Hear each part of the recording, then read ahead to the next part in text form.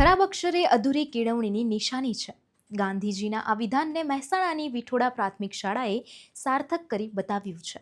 અહીંના શિક્ષક આદિત્ય દરજીએ અક્ષર સુધારણા અભિયાન દ્વારા 5000થી પણ વધુ બાળકોના હસ્તાક્ષરને મોતીના દાણા જેવા મરોડદાર બનાવ્યા છે.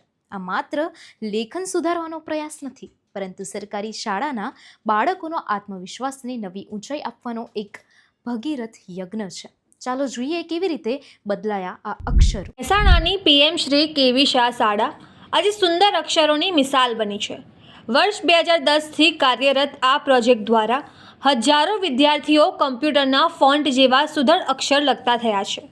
અહીં ગણિત અને વિજ્ઞાન જેટલું જ મહત્ત્વ અક્ષરોના વળાંકને આપીને બાળકોના હસ્તાક્ષરને કલાત્મક રૂપ આપવામાં આવે છે. શાળામાં 5 તબક્કાની ખાસ પદ્ધતિ દ્વારા અક્ષર સુધારણા કરવામાં આવે છે. અક્ષરોમાં આવેલા આ સુધારાની સીધી અસર શૈક્ષણિક પરિણામો પર પણ જોવા મળી છે. ડમાં મને ખબર એકદમ ઓછી પડતી હતી, લખવામાં ખૂબ જ મુશ્કેલ પડતી હતી. જ્યારે અક્ષર સુધારણા પ્રોજેક્ટથી મને સાહેબે મારા હાથ પકડી મને લખતા શીખવાડ્યું અને અક્ષરનો વળાંક આપતા શીખવાડ્યું.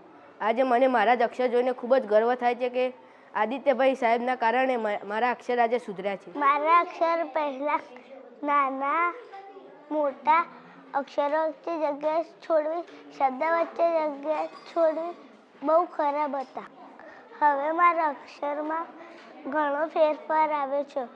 હવે મારા અક્ષર સુંદર મોતીના દાણા જેવા જે વળાંક છે એ વળાંકની અંદર તો પહેલા જ અઠવાડિયાથી તમને ફરક જોવા મળશે. કારણ કે બાળક એક વખત બંધારણ શીખી ગયો ત્યાર પછી તેને ખબર પડશે કે મારે મૂળાક્ષરને આ રીતે જ વળાંક કરવાનો છે અને બીજા અઠવાડિયાથી તે સુંદર અક્ષરે લખતો થાય. એવું થાય કે અક્ષર સુધારણાનો શું અર્થ છે? કોમ્પ્યુટર ઉપર બધું લખવામાં આવે છે, પણ અક્ષર સુધારણાથી બાળક પોતે આત્મવિશ્વાસુ બને છે અને સાથે સાથે એનું જે લગાવ છે ભણતર પ્રત્યેનો એ પણ વધતો જો. તો આ ચર્ચા વિશે તમે શું વિચારી રહ્યા છો તેમને કોમેન્ટ કરીને જરૂરથી જણાવજો. અત્યાર માટે બસ આટલું જ.